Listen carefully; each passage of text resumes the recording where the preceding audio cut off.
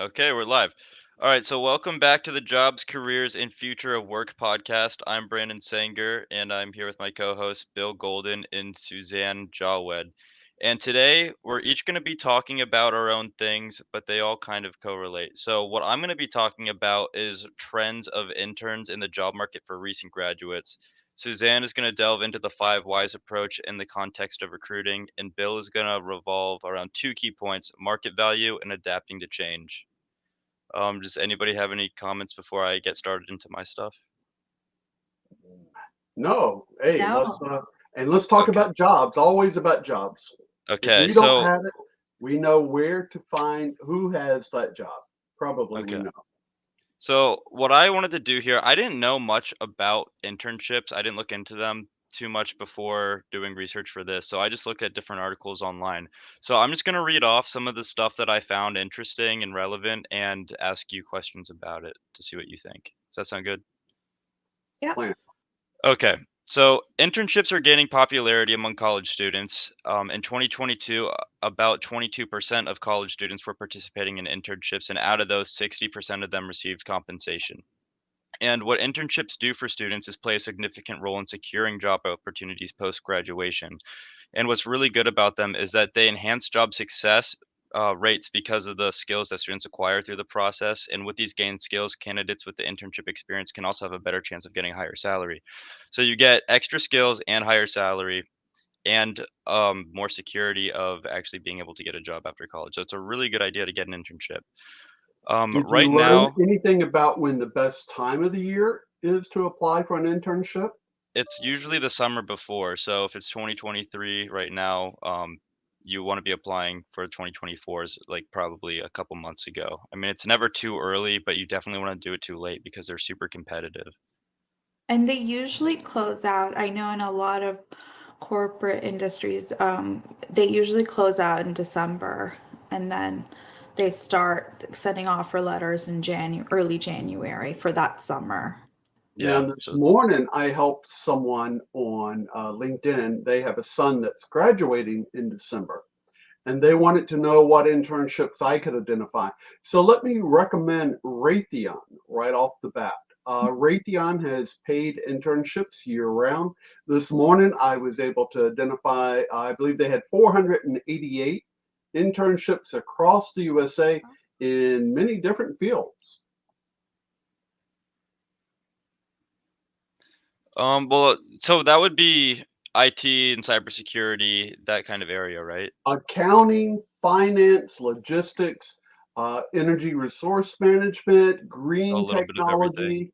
Yeah, I think that you'll find, and Raytheon, many people think of Raytheon as primarily being in the defense industry, but Raytheon has been and is huge in energy management and a number of other fields. So I would just, you could just Google Raytheon or RTX internship opportunities, and you're going to find that in your browser really quick. That's a really good suggestion. And that leads into what I was going to say next. Right now, the current trend among internship opportunities is mostly in hospitality, finance, accounting, engineering, business admin, and sales. So, um, tr- the tech world is going through a few problems right now because they're looking for qualified people, and there's not that many of them. There's a bunch of recent college graduates, but they want people with 10 years of experience, and the people with 10 years of experience left during COVID because they want more pay or they don't want to work in the office. So it might not be a bad idea for people to get experience in one of those under other industries that I mentioned to get the skills required. Um, but an internship anywhere wouldn't hurt. So I wanted to ask both of you guys if you had any recommendations of how people would set themselves up to go into the tech world to get the kind of qualifications that they need to eventually be proficient at their job and get jobs. Suzanne, why don't you go first? That way it gives me a chance to think of an answer. Sure. I think starting off, I think internships definitely do help, but also there are a lot of vast opportunities to gain certifications, whether it's AWS certification through online courses or through their university program. A lot of universities have have like workshops on help with that. And I think that's the best way to kind of showcase certain technical skills is to get that certification prior. A lot of times, students don't have that experience, that vast experience that's required. But if they've done a type of lab or project within their core study, that should also be showcased on their resume because that gives to other people that are looking at their resume that, yeah, they have this experience, such as an I'll give you an example, an AI project that they've done, um, or a Splunk project, or a Scrum type of a project that they've done. If they showcase that on their resume, it's a better chance that they'll get a job that's basically matches that technical experience, and they can then basically learn from that and expand on that with an internship or a new position. So take advantage, I think, for students to take advantage of these certification opportunities. There's a lot of variety on LinkedIn as well. And then there's also programs within course studies within different universities that help students obtain those certain technical certifications. And on that, so Suzanne mentioned certifications. That's really, really important because there are a lot of technical people. They may get all the way through schooling. And when they say, oh, I'd like to be cyber, I'd like to be this. And you say, cool, what certification do you have? And it's like, well, didn't really get one. I didn't need one.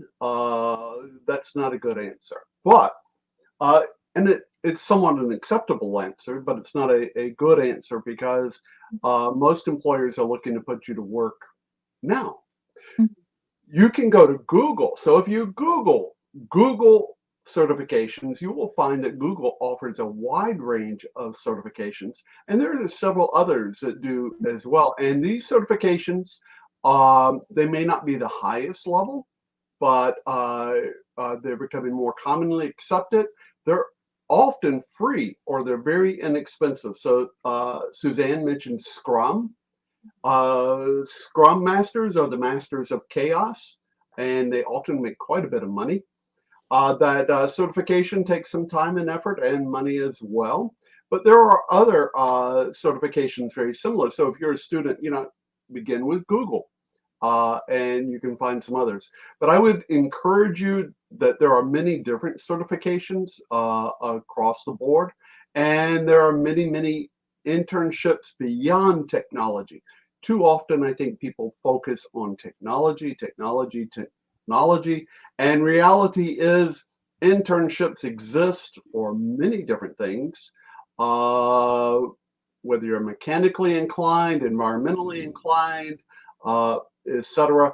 And one of the biggest values of internships is, I would say most people who, whatever degree they get, they are not going to work in the field that they studied for. Internships help you discover reality. And reality is that when people get to a particular job or they begin to explore the world, they say, well, gosh darn it, I just spent 4 years studying or 2 years studying, and that seems like a whole lot more fun. So internships are also good for that. And who you meet, the old thing about who you meet matters. That is true. That doesn't mean that's a guarantee of a job, but who you meet, their perspective, because you're going to meet others that have gone through life, and they basically say, that's not a bad path, but there's a dead end at the end. Consider this, or consider a different pathway. All Right, right. Well, absolutely. um, sorry. So yeah, moving on from the internships, I wanted to talk about the recent grad jobs because they kind of progress naturally together. So I read that Monster.com revealed that 75% of newly grads are worried about the current economy and how it's going to affect their jobs. And that's with good reason because post COVID, the Federal Reserve increased interest rates like 10 times for certain um, organizations and industries, and that caused job growth to slow down. So this has particularly affected the tech sector, and employers in this industry are struggling to find workers. Well, that was Also, their goal. Their goal was to make hiring slow down. why It was that? hasn't. Yeah, and there's some strangeness about the current job market, but forgive me for jumping in. Okay, that's all good. According to LinkedIn, overall hiring has dropped 29% since April of 2022, and hiring for entry-level positions requiring a college degree dropped by 32%, which is even higher. So it's harder than ever before for recent grads to get jobs, and what do they do? Scott Dabrowski, I read in an article, who is Indeed's career trends expert, suggests that graduates focus on building skills and gaining experience rather than fixating on a specific job title and trying to become as versatile and open to opportunities as they can be.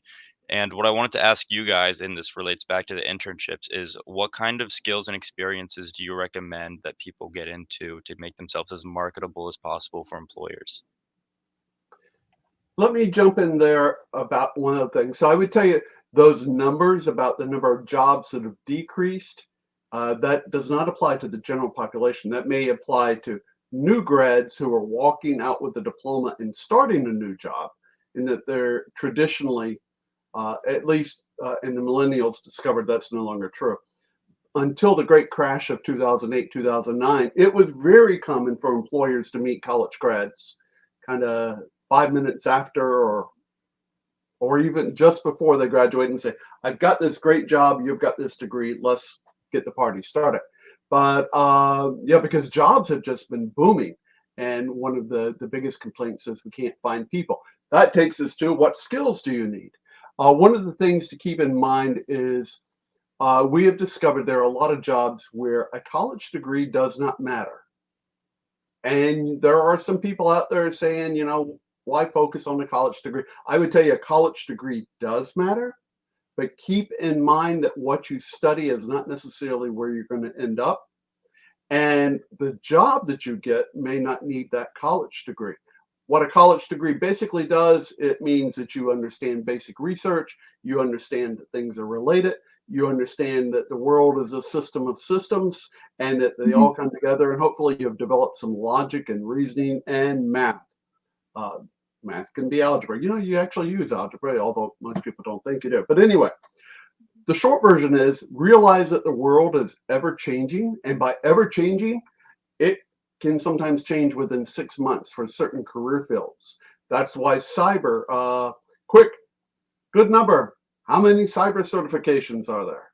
Dun, dun, dun. There are over 600 cyber certifications, and they're creating more daily. And why is that? It's because everything we do in each and every way, whether it's computers, our cell phones, our smart watches, we're all interconnected. And there are just so many ways that we can be screwed with. So, that's opportunities. Think about life and how you interact with products, services, other individuals, and organizations.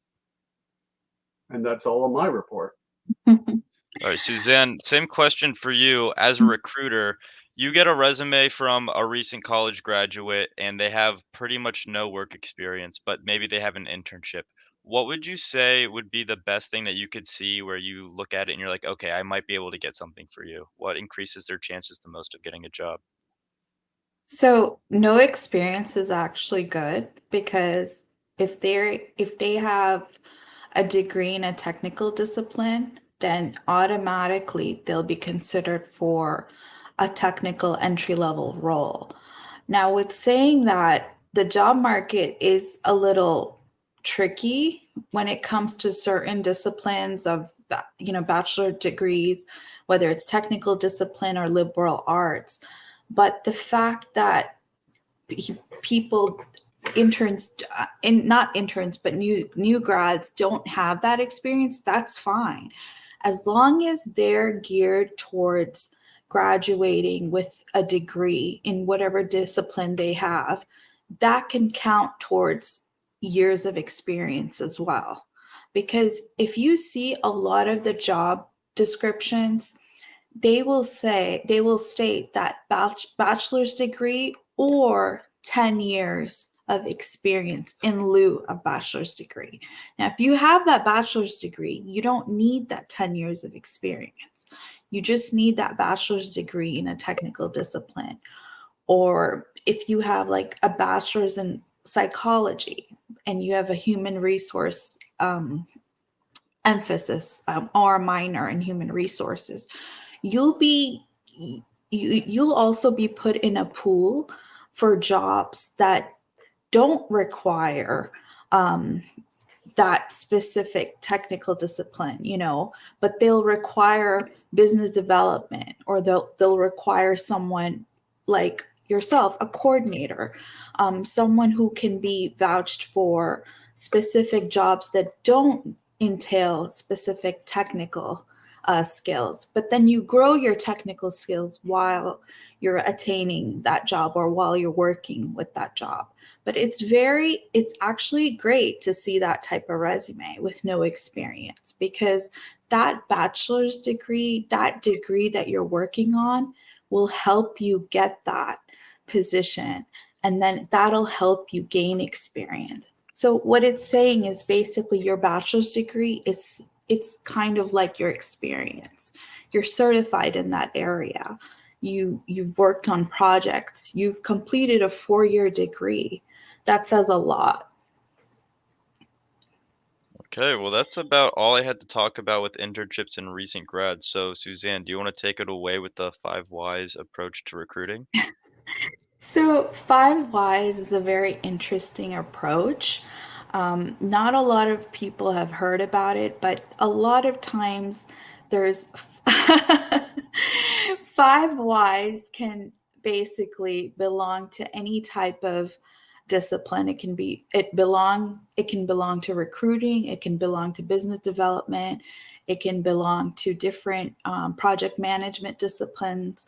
Basically, I read an article. It's a Forbes article on understanding the 5 whys, on how to successfully integrate this tool into your business. So I found out a lot of great information, just fun facts about the 5 whys. So the 5 whys technique was developed in Japan, and it originated in Japan as a part of the Toyota production system. So basically, the person who actually invented the Toyota production system, he developed this 5 whys rule, and it's basically emphasizing continuous improvement, problem solving, and efficiency in production by asking why repeatedly to get to the heart of the issue.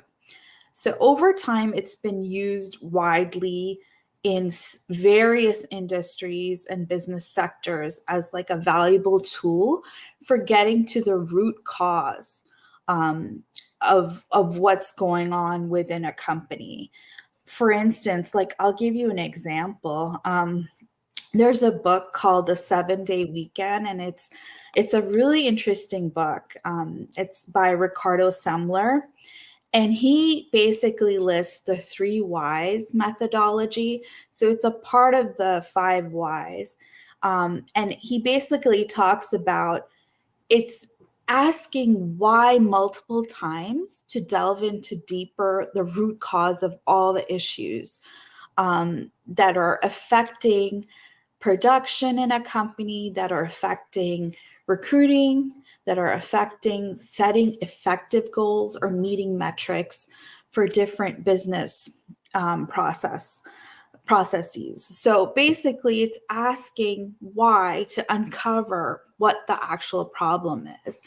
And this was developed through a Kaizen approach, which is like a Japanese term that means change for better or continuous improvement.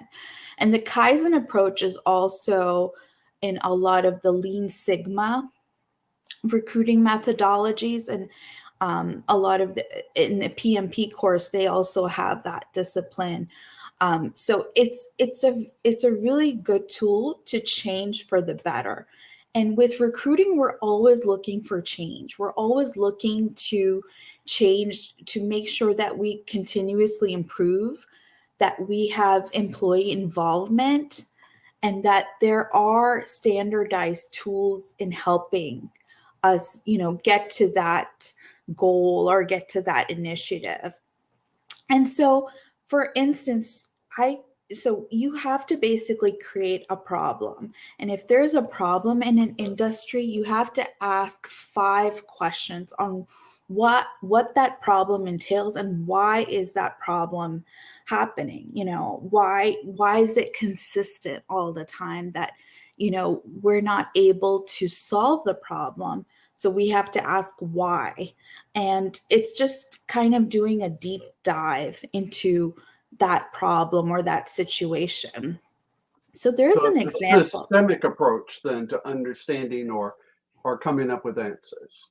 Absolutely. So, for instance, in the article, it also approached the problem is there's a high turnover among new hires. So, why is there a high turnover among new hires? So, let's ask 5 questions. And in the article, it basically asks these 5 questions for the high turnover problem among new hires. One is, why are new hires leaving? Because they are not finding the work fulfilling. And that happens a lot of times where you find a job and you meet the requirements for the job, but then you feel like it's just not a fit for you. You learn that your degree Right. either maybe did not prepare you, or Mhm. if that's what my degree, the path it's going to take me, no, thank you. Absolutely. And then the second question is, why are they not finding the work fulfilling? And a lot of the employees said because they lack the necessary skills for that job. So even though that job entails, or the job description is basically, they meet the candidate meets the requirements, it's still not exactly what they thought the skills would require. The third question is, why do they lack the necessary skills? And a lot of the candidates said that because the recruitment process doesn't adequately assess their qualifications. Well, then we turn to the fourth question: why doesn't the recruitment process assess qualifications effectively? Yeah, Because, program manager wrote the job description. right, exactly, because it relies too heavily on traditional interviews. Um, there's no actual interview where it's specific to that position. And not saying that this is always the case, it's not, honestly. Um, but sometimes it is, and sometimes it's just too traditional of an approach with the recruiting process. And the fifth question delves into, why does the process rely on traditional interviews in the first place? And so so they answered basically, because that's how it's always been done and there's a resistance to change. Well, that has to change altogether. Um, as companies, we can't have that specific, just old fashioned way of asking questions. We have to really get into the nitty gritty of, what would you do? What would the candidate do in this such and such situation? With this job, you may be required to travel, or you may be required to head a team of 3 to 4 individuals and lead the process in such and such way. So, with interviewing and recruiting, we really have to delve into that aspect. And now, asking the 5 whys, yes, that helped, but at the same time, we have to ask the 5 whys into what we can do to improve that process too. Why wasn't a question asked about what would be a typical day for a person in this role? Because these are scenarios that we as organizations or we as recruiters want to talk to our candidates about, on why they are looking for this type of position and how it would benefit them. So the 5 whys really is a great initiative approach into asking our candidates, our program managers, and basically the companies that we're partnered with on why are we looking for this person with this skill set, with this background, because this position can be different from what they have experience in. So the 5 whys are really essential in basically narrowing out circumstances that can happen later on where candidates or people that are looking to change career paths or people that are looking to gain more technical experience can delve into and say, okay, well, at least I was aware that these issues might occur if I had this career path, or if I have these skills, I might, look out for this position. So it's just a good interactive approach. Any thoughts on that? I know it's a I little. I really, really like the 5 why approach, and it reminds me a lot of my philosophy classes that I took because Mhm, it's kind of the same method as getting to the bottom of anything really. You ask why, and then you uncover another level of something that you need to address. You figure that out, and then you ask why is that causing that, and eventually you get to some sort of bottom where you think it's the base of the problem. Sometimes it is, and sometimes there's another why beneath it, but in mhm, the end, you're pretty much analyzing the different levels of cause and effects, and mhm.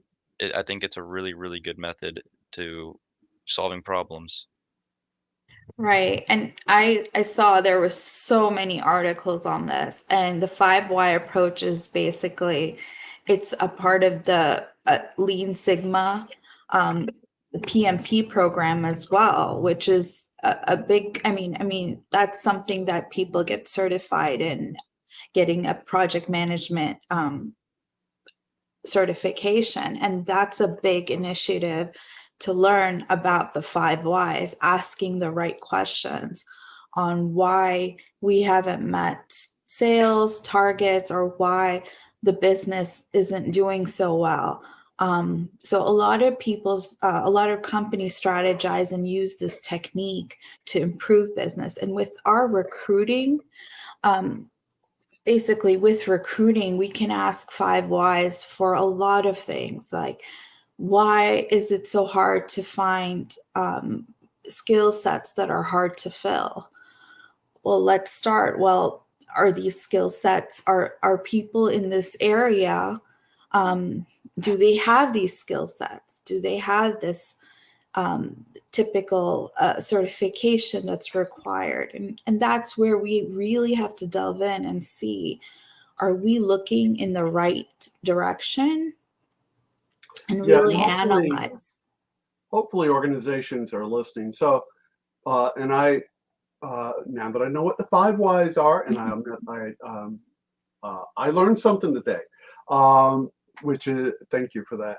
Uh, Part of the 5 whys. So, as a senior recruiter, one of the things that one of my challenges has constantly been requirements that come out, and I'm not sure who wrote the requirements. In fact, I have several of those jobs right now where I can find people fully competent to do the job, except they need a specific certification that, as far as I can determine, has nothing to do with the job that they're going to be doing.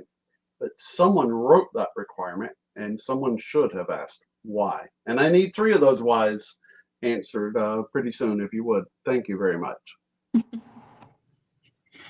Right. And the 5 whys can relate to any type of problem. It can be, again, like we talked about, why is there a high turnover? And then also finding the right candidates for hard to fill positions. It's like, why is it so difficult? And kind of going with that approach, why is it so challenging to find the right candidate for hard to fill positions? Because these positions often require specialized skills or qualifications that are very difficult to find. Another question was that someone asked, why do new hires leave when they lack the necessary skills for the job? Because they may feel overwhelmed or unprepared, leading to job dissatisfaction. I mean, we've heard a lot of people who start and they thought that this job was just the best career path that they could have taken, but then once they start, they just feel overwhelmed and they feel unprepared, and then they're just not satisfied with their career growth there. So then they leave and then they find something else um, that sometimes is not even um, it's not even similar to what their background is in, but they have job satisfaction in that area. Um, the third question they ask is, why doesn't the recruitment process adequately assess qualifications for these positions? Because a lot of recruitment processes use generic criteria that don't match the specific requirements of hard to fill roles. Um, a lot of times it's very cutthroat and it's just like, okay, well, do you have experience here? Do you have a technical degree? Do you have experience doing such and such task? And it's just very generic. Um, and then another question they ask is, why does the recruitment process rely heavily on traditional interviews? Because traditional interviews are a common familiar method for evaluating candidates, but that shouldn't be the case. When we're interviewing for certain positions, we should kind of amp up and ask different questions relating to that position. So a lot of these answers I didn't agree with because a lot of companies don't do traditional interviews.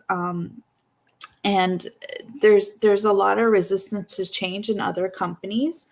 But I know for different positions, people are very companies are very skilled with asking specific questions on specific roles that candidate has done in the past, and how the candidate can assess certain situations to make them a good fit within that role. And Um, sometimes traditions are tradition for a reason. There are several right. companies in recent years that Mhm. artificial intelligence. So they did away with resumes. Mhm. They had you fill out some forms, et cetera, et Mhm. cetera. They did away with interviews. They let the artificial intelligence actually make the hires. Oh, well, not make the hire, but make the candidate selection. And people were fairly miserable after that because it had some payoffs, but it just did not deliver on the promise. So sometimes tradition is tradition because it works most of the time. And a lot of companies now have added behavioral interviews, which I'm does yellow. A good color to be. I am like super yellow.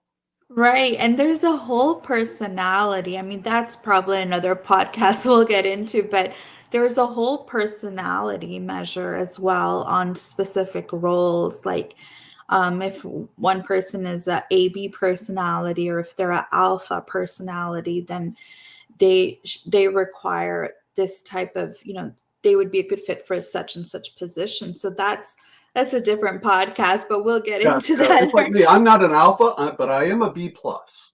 Right. Uh, and I mentioned I'm yellow. So there are some personality tests that are just amazing because one is a color test. University of Right. Phoenix came out with that 10, 15 years ago, and several others have adopted it. And what they found was just by taking a series of questions and choosing between four different colors, which color appeals to you? So you don't actually give the answer like, how many sheep do you see? Oh, green. Okay, what is that about? But what they found was amazingly, whether we're all like hypnotized at the moment and we just magically came up with the right answer, these colors tend to indicate temperament and some form of logic that, at least to some, seems very, very reliable. I know I'm working with a company right now. One of the first things they did is ask me to take a test, and it was all color based. All the answers were just colors. I'm Right. still And working that there almost 4 years later, so yellow is the answer, at least for me. Right, and these are great like alternative approaches for color coding or personality tests to basically assess an individual and see if they would be a good fit for that organization or that particular job.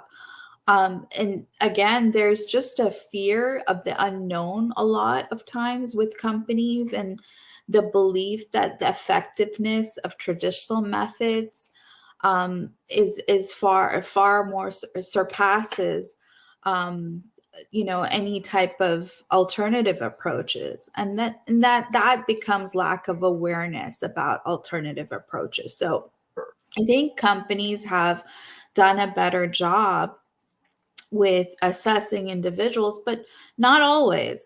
Some job categories or labor categories are written in a way where it's just bland. It's just not. It's very traditional in the way they've written it, and it doesn't bring about anything exciting or challenging. And sometimes it's hard for candidates to fit into that role when they first start, and employees sometimes feel like they're being challenged or they're just not satisfied. They applied for a position, but it's not the position that they would have liked for their new career or starting off their new career with that position. So I think the why questions specifically help recruiters. It helps us definitely find candidates. It helps us find the best approach to find candidates for a specific project or specific program. And I think also another thing that they brought up is that it's always, it's not always, it's good to do that approach. But for instance, like in my 15 years of experience, I remember I worked for a company where they were hiring mobile app developers, and it was not traditional. The interviews were not traditional. They were very, and this was 10 years ago, and it was very different. The interviews were virtual, and that there were two sets of interviews. One was virtual, and one was a behavioral interview. And then the third part of the interview was coming in and actually um, basically showing the program manager on how their their app basically works. So I thought that was a really cool technique in finding a good fit for a mobile app developer. It wasn't a traditional interview. I mean, they looked at their degree, they looked at their certifications, and they looked at their experience, but then they asked them to, on how to develop apps, and they asked them to show how their app actually functions. So I thought that was a really cool way, a new approach in interviewing a candidate with a very niche skill set. Let me just jump in with two things and uh, non-traditional. I've actually seen one company, they're hiring for IT desktop technicians. These are people who try to figure out why your computer and doesn't connect and it doesn't work. The interview was the computer was all in parts in a box, and you had 1 hour to put it together. I mean, computers, right? You can fix things, right? If you can do that, you can put the computer together. The second thing was on the cyber side, they introduced a series of issues, and you were judged based upon the speed at which you found issues, not tell me about your certification, et cetera, et cetera. It's like, okay, we've read your resume. We think that you're probably appropriate. The server over here is got issues.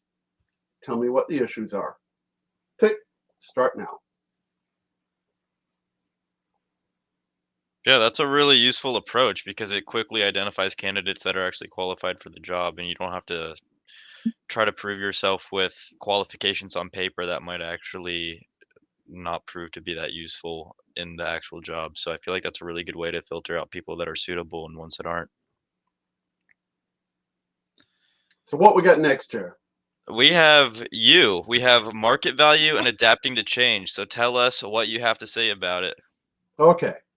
And this is for a good friend of mine, Al Alborn. He and I talked about this a couple weeks ago, and he encouraged me to lean into the camera and say, are you getting the amount of money that you should be getting in your paycheck? And so that takes me to, are you? There are ways to know. And I want to give you a couple quick and dirty. So you're probably going to meet a recruiter, and it depends upon your industry. If you're an hourly worker, you'll find those jobs. And by hourly worker, I mean the job you is defined by the hour. So you may make $18 to $22 per hour. Employers will often state that. But for mid-level and even some entry, but mid-level and senior level, often the salaries are not given out there. They're not published, although that is a growing trend. So now, like in California, Maryland, a couple other places, you have to show the salary range. And in some places, that range has to be more accurate. In some other places, like Oregon just passed a law that you can no longer ask someone, do you have a driver's license? Unless they actually are going to drive something. But we're getting more of these transparency laws. And on salary, uh, in many places, though, there is no transparency. So you're going to meet a recruiter or you're going to meet a program manager. Probably you'll meet the recruiter first who says, how much money are you looking for?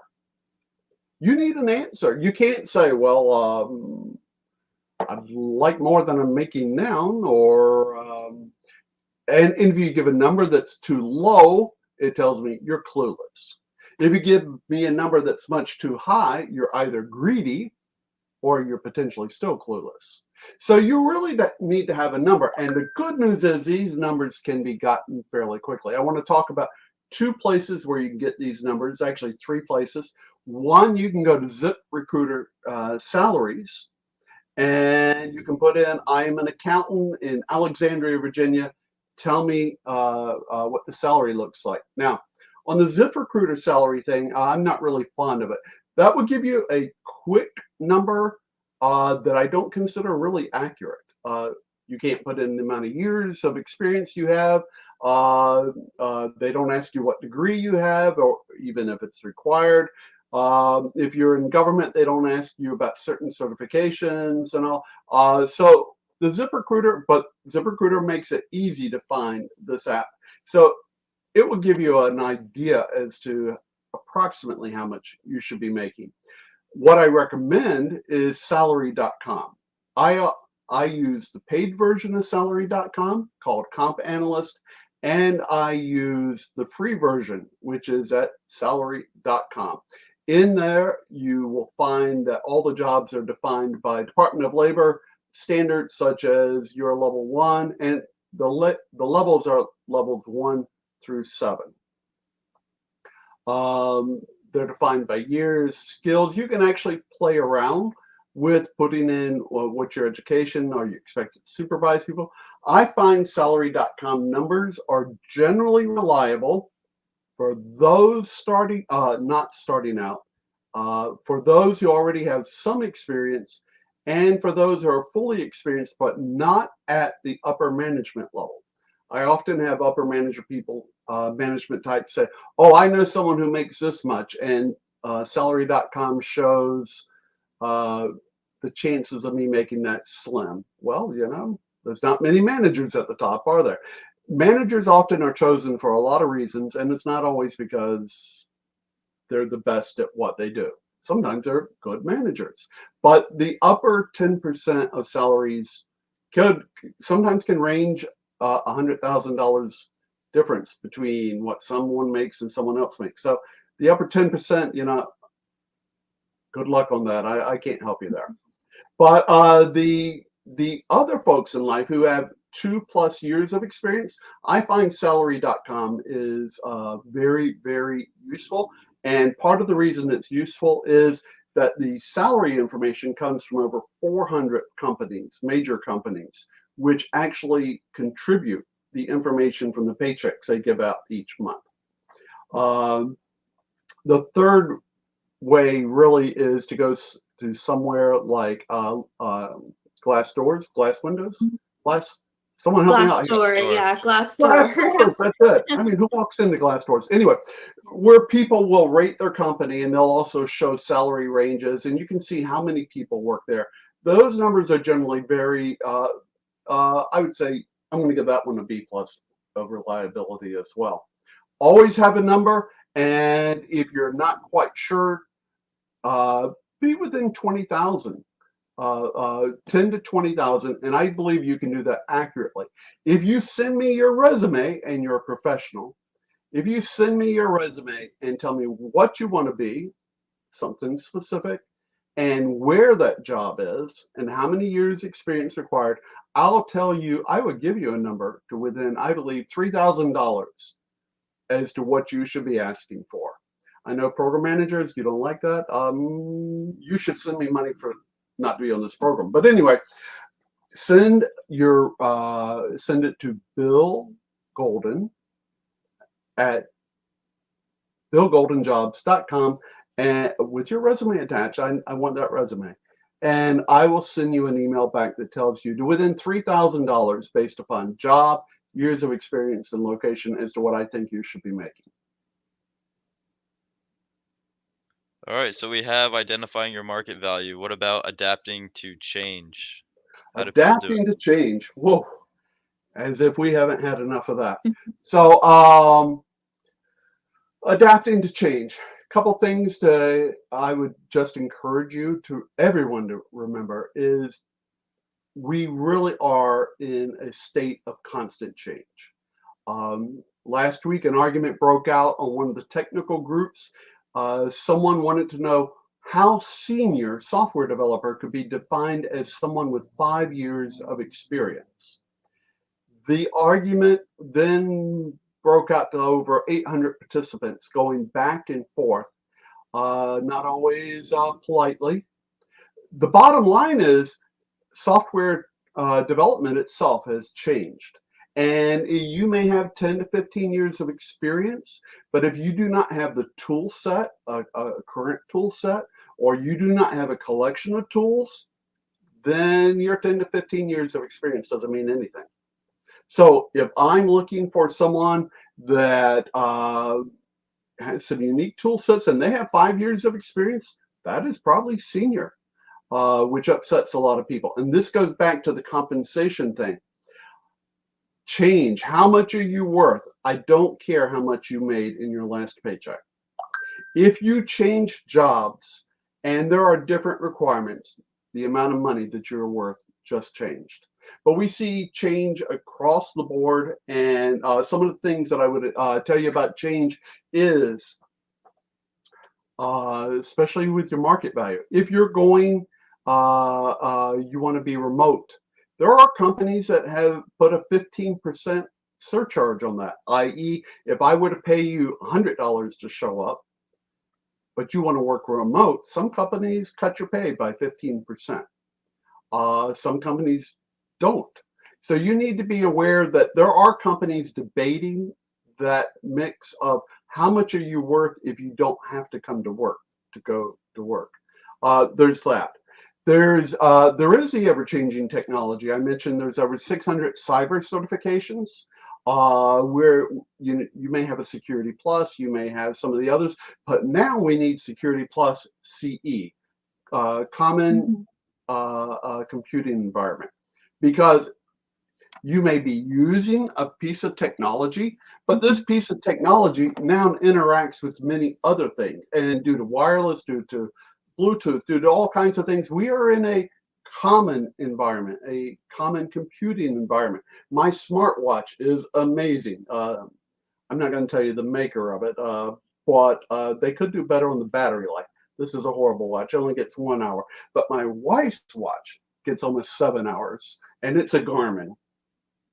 Uh, but so change, technology, the fact that I can actually get I get all my cell phone calls, I get my voicemails, I can play YouTube music, which is why the battery life is so horrible.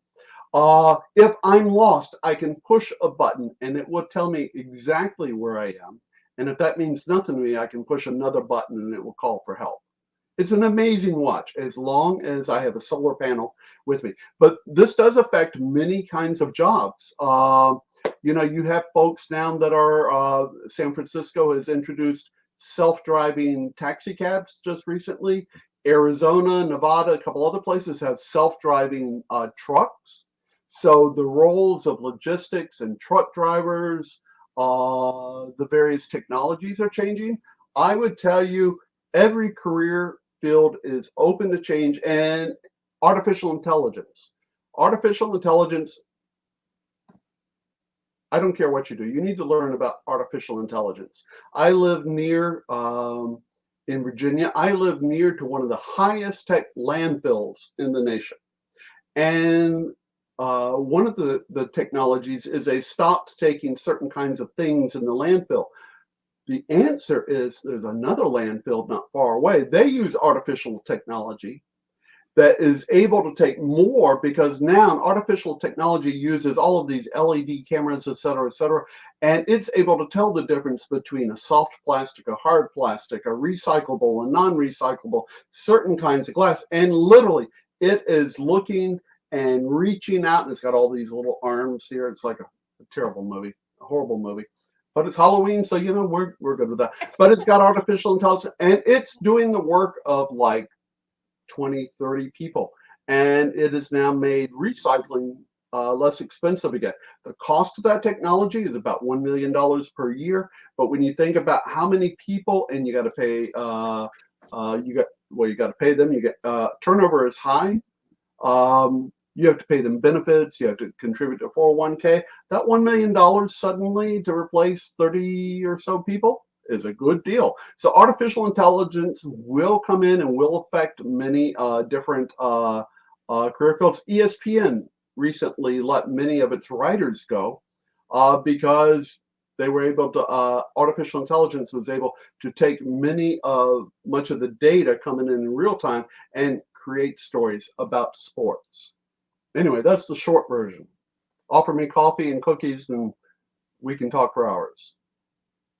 That, that's really great insight, because even to find out the landfills, or it's such a like specific thing, and to actually look through different types of soil, and if AI has that covered, that's pretty amazing. Think about what it can do to our manufacturing industry, um, just with our farming industry, everything. I mean, our agriculture industry, that's like, Farming. I just saw this wonderful use of AI. I can share the video if you want. Mhm. I love some of these things. They could not find enough people to work on the farms. So you've probably seen the very long water sprinklers that are in Yeah, arms yeah. that go out over the land, etc. They have now attached laser beams and Oh, artificial wow. intelligence. So as the arms go out, it goes, oh, it's Oh, amazing. wow. Yeah. That's, And it's yeah, I affordable. mean, AI is gonna take over everything. It's gonna take over like data entry, like bookkeeping. I know, like assembly line work, there's a lot of that in the Midwest, um, where you can already see that. Um, and like just root, I mean, I know with retail and cashier jobs it still hasn't, but well, actually it has. It Never mind, has, yeah. self checkout. Everywhere you see self checkout systems and automated retail. I mean, I think people go towards the self checkout systems more than they do to an actual someone at the cash register. They'd rather just Wait, go. but Way more. Yeah, so AI is definitely taking over everything. I mean, it still hasn't taken over recruiting all the way, because you still need a person to help you through benefits. I mean, someone in AI definitely, I mean, AI can definitely take over that, but I think a lot of people like a person, a face value. When they're looking for a job, they want to be able to talk to someone. They want to be able to ask the questions and not just an AI robot, you know. We do have AI robots. I know when you call Verizon and you ask, and they're like, just give me a person to talk to, and Right. people get frustrated. So, so yeah, I can see how AI will take over a lot of different aspects. The good news is it appears that humans are adapting to AI, which is Mhm. why we actually have trouble finding people to hire Mhm. because AI at the moment is being developed in ways to cooperate with people, to make them more productive, to actually free up some people so they can do other things. And we are finding new ways to for people to work, which is part of the theme of constant change. I know a couple years ago, uh, when McDonald's began introducing self-order kiosk within the McDonald's, you heard people say, "Oh, those people making $15 an hour, they're going to regret asking for that." But what they found was the McDonald's kiosk where people could make orders themselves actually created so much business that most of the McDonald's ended up hiring more people to work making stuff and I'm making 17 and 18 now. So you've got to stay focused. Change is change is just going to happen. You can't stop change. But what you got to do is try and stay focused and move with the change. Ask why. Thank you, Suzanne. Thank you. Ask why, because why and how will this affect me? How and why will it affect other people? We just saw the United Auto Workers kind of come to terms with some things. Part of their question was, what role will AI have, and can how can that threaten my job, and what guarantees that I get that I'm not going to bust buns for the next 4 years, and suddenly my job hanging doors on a car or whatever you do disappears because some robot comes up and nudges you out of the way and says, "Hi, I'm R2D3956 and I hang doors." Yeah, what is that about? So the good news is at least AI is complementing change, creating change, but complementing the humans involved, and it is making us more productive uh, in what we do. But it is causing people also to have to change careers. That's the writers at ESPN. All right. And Well, and do I you want to go think, ahead?